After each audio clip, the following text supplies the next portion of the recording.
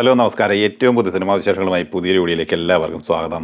Marvel സ്റ്റുഡിയോസിന്റെ Spiderman comic പരമ്പരയിലെ 38ാമത്തെ chapter Spiderman brand new day ഈ വരുന്ന ജൂലൈ 31 വെള്ളിയാഴ്ചയാണ് തിയേറ്ററിലെത്തുന്നത്. അഡ്വാൻസ് ബുക്കിംഗ് നടന്നുകൊണ്ടിരിക്കുന്ന ഈ സിനിമ റെക്കോർഡ് നേട്ടമാണ് നിലവിൽ നേടിയെടുത്തിരിക്കുന്നത്.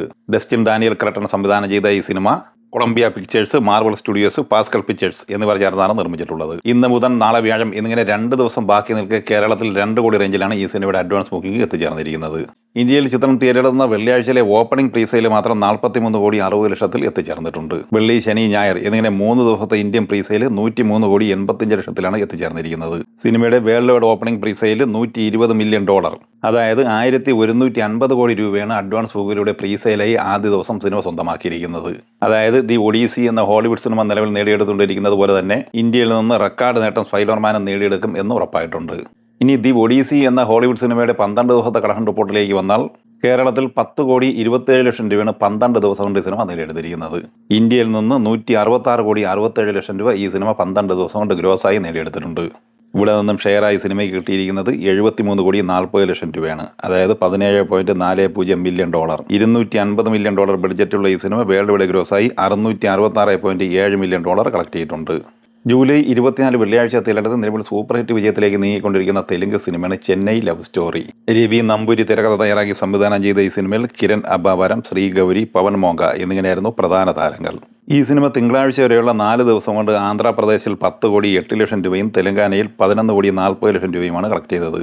കർണാടകയിൽ 2,42,00,000 കളക്ട് ചെയ്ത ഈ സിനിമ റെസ്റ്റ് ഓഫ് ഇന്ത്യയിൽ 28,00,000 ഉൾപ്പെടെ 4 ദിവസത്തെ ഇന്ത്യൻ ഗ്രോസായി 24,18,00,000 രൂപയാണ് നേടിയെടുത്തത്.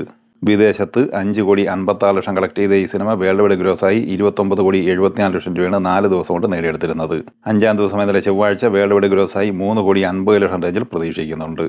അങ്ങനെ 5 ദിവസം കൊണ്ട് ലോകമെമ്പാടുമായി 33 കോടിക്ക് മുകളിലാണ് ഈ സിനിമ എത്തിച്ചേർന്നിരിക്കുന്നത്. ഇനി ജൂലൈ 23 തിയേറ്ററിലെത്തിയ ജനനായകൻ എന്ന തമിഴ് സിനിമയുടെ കളക്ഷനുമായി ബന്ധപ്പെട്ട വിവരങ്ങളിലേക്ക് വന്നാൽ 6-ാം ദിവസം ഇന്നലെ ചൊവ്വാഴ്ച കേരളത്തിൽ 59,00,000 രൂപയാണ് ഈ സിനിമ കളക്ട് ചെയ്തത്.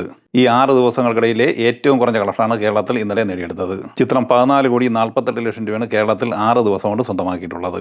6,52,00,000 രൂപ കേരളത്തിൽ ഷെയറായി കിട്ടിയിട്ടുണ്ട്. സിനിമ കേരളത്തിൽ വിജയിക്കാൻ 8 കോടി രൂപയാണ് ഷെയറായി കിട്ടേണ്ടത്.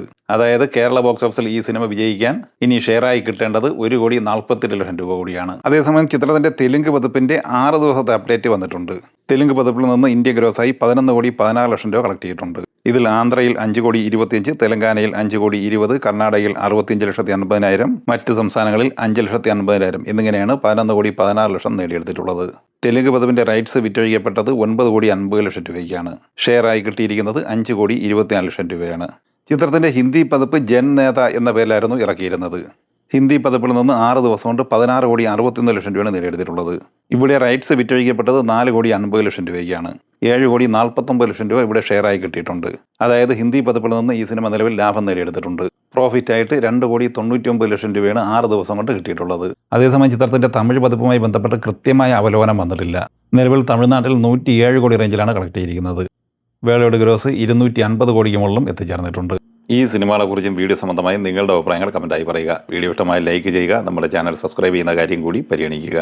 വീഡിയോയുടെ നോട്ടിഫിക്കേഷൻ ലഭിക്കുവാൻ ബെല്ലൈക്കൺ കൂടി എനേബിൾ ചെയ്യുക. പുതിയ മറ്റൊരു വീഡിയോയുമായി വീണ്ടും കാണാം. എല്ലാവർക്കും ഒരിക്കൽ കൂടി നന്ദി, നമസ്കാരം.